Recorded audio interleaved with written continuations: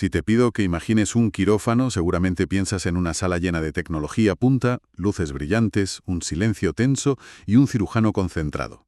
Sí, es la imagen típica, casi de película. Exacto. Es una imagen de precisión y de una presión altísima. Pero esa imagen deja fuera a figuras clave, un equipo que trabaja en la sombra y cuyo papel es absolutamente fundamental. Hoy vamos a poner el foco precisamente ahí, en la realidad del personal de enfermería quirúrgica. Nos vamos a centrar en dos roles que son, bueno, el motor de cualquier operación, la enfermera instrumentista y la enfermera circulante. Dos figuras esenciales. Totalmente. Y para analizarlo a fondo, tenemos una pila de fuentes muy potente. Revisiones académicas sobre riesgos laborales, un capítulo de libro especializado en ergonomía quirúrgica y varias guías de práctica clínica. La misión de hoy es entender a qué se enfrentan.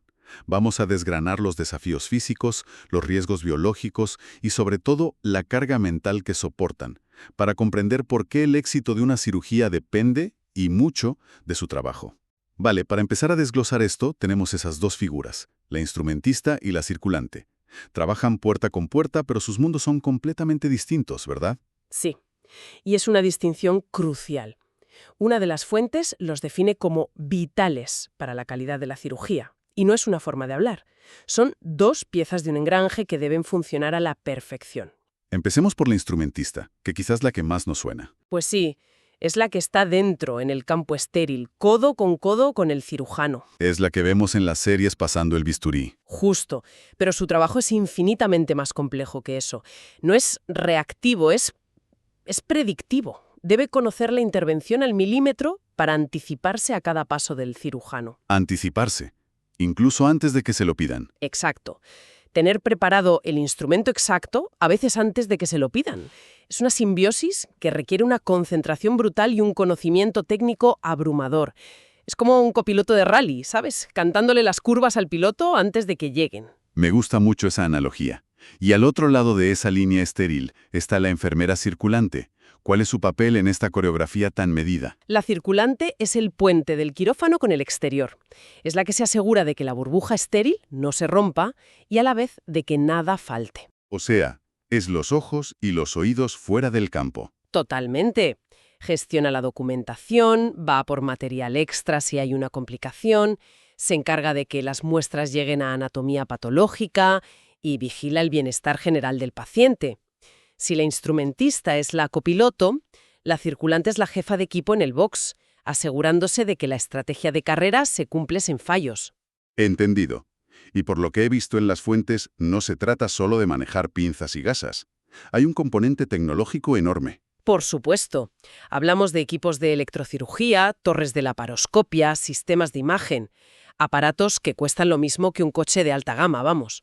Madre mía. Su dominio técnico no solo garantiza que la operación fluya, sino que alarga la vida útil de una tecnología carísima. Al final, que sean unas cracks con la tecnología no solo ahorra un dineral en reparaciones, sino que, y esto es lo crucial, evita que un aparato falle en mitad de una operación. Que eso sí que sería un desastre. El peor de los escenarios. Con esa tensión, con esa necesidad de anticipación y ese dominio técnico, me imagino que el cuerpo lo paga. Y aquí es donde las fuentes que hemos revisado empiezan a tintar un cuadro bastante... Preocupante. Preocupante es poco. Los datos sobre el desgaste físico son francamente alarmantes. Hablamos de trastornos músculo-esqueléticos, los TME, y su prevalencia en este colectivo es altísima. ¿Cómo de alta? Pues mira, varios estudios coinciden en que supera el 90%. Para. Un 90%. O sea, estamos diciendo que si juntas a 10 profesionales de enfermería de quirófano, es casi seguro que 9 de ellos sufren dolores crónicos o lesiones por su trabajo. Esa es la lectura, ¿sí? No es un riesgo laboral, es prácticamente una certeza. Exactamente. Y si afinamos el tiro, la zona lumbar, la espalda baja, es el epicentro del problema. Hay estudios que sitúan el dolor lumbar crónico por encima del 70% en este grupo. 7 de cada 10. 7 de cada 10 van a casa con la zona lumbar destrozada. ¿Es una estadística? Es brutal. Vale, esto es mucho más de lo que me esperaba. Yo siempre había pensado que el gran riesgo en un quirófano era un corte o un pinchazo, algo accidental. ¿Por qué el simple hecho de estar ahí, de pie, es tan increíblemente dañino para el cuerpo? Porque el quirófano es un entorno ergonómicamente hostil y se debe a una combinación de factores. El primero y más obvio es el tiempo que pasan de pie, en posturas estáticas. Horas y horas. Claro, las guías de salud laboral recomiendan no estar más de 2 horas seguidas de pie. Si llevan un delantal de plomo por los rayos X, ese tiempo se reduce a 1 hora. Pero hay operaciones que duran 6, 8 o hasta 10 horas. Ahí está el problema. Y no solo estar de pie, es cómo están de pie. La mesa de operaciones se ajusta, por lógica, a la altura y comodidad del cirujano. El resto del equipo se adapta como puede. Espera un momento. ¿Me estás diciendo que la mesa se ajusta para el cirujano y los demás que se las apañen? En la práctica muchas veces es así. ¿Tienen que subirse a un escalón o algo parecido? A menudo, sí. Utilizan plataformas o altillos para ganar altura, lo que ya de por sí es inestable. O, lo que es peor, adoptan posturas forzadas. El tronco inclinado hacia adelante, los hombros en tensión, los brazos estirados. Durante horas. Esa postura mantenida es demoledora para la espalda y el cuello. A eso súmale, imagino, los movimientos repetitivos. La instrumentista no puede estar quieta. Claro. Una de las fuentes lo describe muy bien.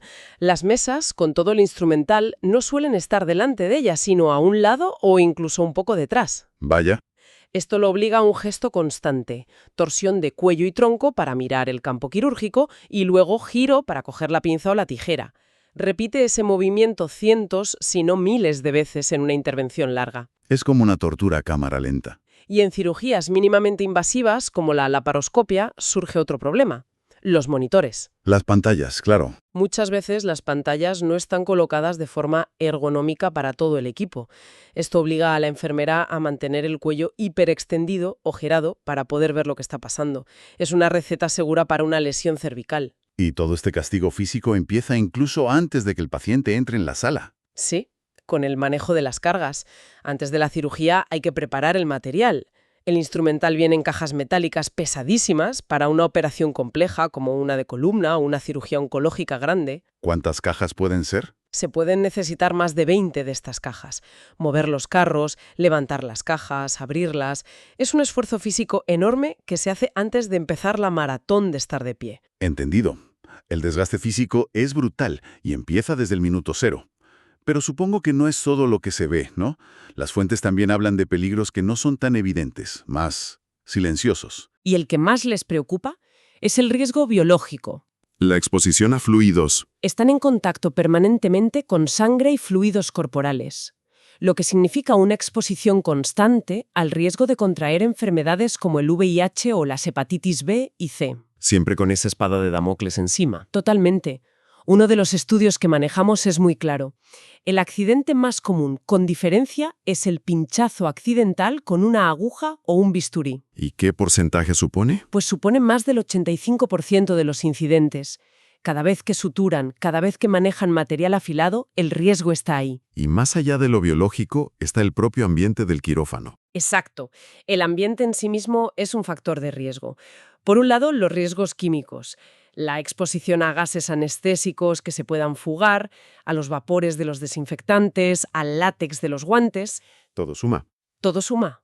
Y puede causar desde alergias y dermatitis hasta problemas respiratorios a largo plazo. Es como trabajar en un laboratorio químico, pero con una vida en tus manos. Y luego están los riesgos físicos del entorno, el ruido constante de los monitores, las alarmas, los respiradores, las temperaturas que suelen ser muy frías para mantener la asepsia y evitar la proliferación de bacterias. Siempre me ha llamado la atención el frío que hace ahí dentro. Pues imagínate durante horas.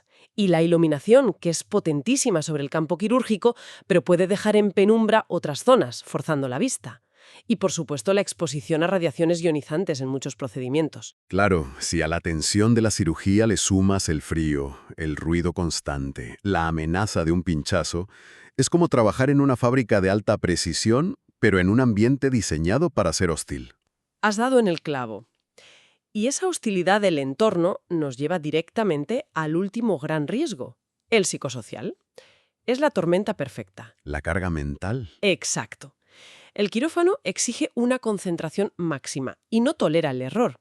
Uno de los artículos cita un estudio donde el 98% del personal siente esa exigencia de concentración continua. El 98%. Casi todo el mundo. Y un 82% afirma que su trabajo le genera un nivel de estrés altísimo. Es una paradoja tremenda. Un entorno que exige una calma y precisión absolutas, pero que está diseñado para generar el máximo estrés posible. Y si a esa presión le añades la carga de trabajo, los turnos rotatorios que alteran los ciclos de sueño y la carga emocional de lidiar con situaciones de vida o muerte, tienes el cóctel perfecto para el síndrome de burnout. El agotamiento profesional. De hecho, otro estudio que revisamos sitúa la tasa de burnout en un nivel alto para casi el 43% de este personal. Es una cifra devastadora. Con este panorama tan completo de riesgos físicos, biológicos, químicos y psicológicos, la pregunta es inevitable.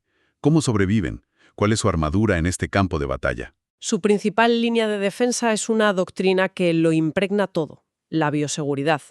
Es un conjunto de normas y protocolos diseñados para minimizar los riesgos, sobre todo los biológicos. Se apoya en 3 pilares. A ver cuáles son. El primero es el principio de universalidad. ¿Qué significa eso en la práctica? Significa que debes asumir que cualquier paciente y cualquiera de sus fluidos son potencialmente infecciosos. No hay excepciones. Esto te obliga a tratar a todo el mundo con las máximas precauciones, siempre. ¿Y la base de eso será? La base de este pilar es algo tan sencillo y tan vital como una higiene de manos impecable. El segundo pilar será protegerse, imagino. Correcto. Es el uso de barreras de protección. Los famosos EPIs, guantes, mascarillas, batas impermeables, gafas, todo lo que ponga una barrera física entre el profesional y la posible fuente de infección. ¿Y el tercero? Y el tercer pilar es la gestión de los residuos. Seguir protocolos ultra estrictos para desechar todo el material cortante o contaminado de forma segura, para protegerse a ellos y al resto del personal del hospital. Parece un sistema muy sólido, pero en las fuentes se dejaba entrever que no es infalible. No, y aquí está una de las claves. Aunque todo el mundo conoce las normas a la perfección, la realidad del quirófano, la urgencia, el estrés, la fatiga de una jornada larga, a veces hace que la adherencia a esos protocolos no sea del 100%. O sea que la armadura tiene grietas, un pequeño atajo, un descuido. Y el riesgo se dispara. Y además de la bioseguridad, hay otra herramienta de supervivencia que es menos tangible, pero igual de importante: la comunicación. La comunicación dentro del equipo. Es un factor de seguridad de primer orden. Cuando la comunicación falla, por ejemplo, si no se transmiten bien las preferencias de instrumental de un cirujano, se genera un estrés brutal en la enfermera instrumentista. Se pueden producir retrasos y, en el peor de los casos, se abre la puerta a cometer errores. La fluidez y la claridad son un escudo. Exacto. Entonces, si unimos todas las piezas, ¿cuál es la gran foto que nos queda de este análisis? Para mí, lo más potente es que desmonta por completo la idea de que son meros asistentes. Totalmente. Esto es una gestión de riesgos de altísimo nivel, en un entorno de máxima exigencia. Sin duda. Son gestores de la complejidad. El éxito de una operación y la seguridad del paciente no dependen solo de la habilidad del cirujano con el bisturí. Dependen directamente de la pericia, la anticipación y la resiliencia de estos profesionales para domar un entorno increíblemente adverso. Son la columna vertebral silenciosa del equipo. Exacto. Su capacidad para absorber la presión es lo que permite que el cirujano pueda abstraerse y centrarse únicamente en su tarea. Y aquí llegamos a un punto final que me ha hecho pensar mucho. Las fuentes dejan bastante claro que, históricamente, el diseño del quirófano ha sido cirujano-céntrico. Sí, totalmente enfocado en una persona. La altura de la mesa, la posición de las luces, la ubicación de los monitores principales, todo ha girado en torno a la comodidad y la eficacia de una sola persona. Sí, y eso nos deja con una reflexión final que se proyecta hacia el futuro. Ahora que la cirugía se está volviendo aún más compleja con la robótica, la inteligencia artificial, las nuevas tecnologías, Que introducen nuevas pantallas, nuevos aparatos, nuevos desafíos ergonómicos. exacto, no ha llegado el momento de repensar el diseño del quirófano de una forma integral, de empezar a crear espacios que protejan y potencien el bienestar y la eficacia de todo el equipo, reconociendo que el resultado final depende, por igual, de cada una de las personas que están en esa sala.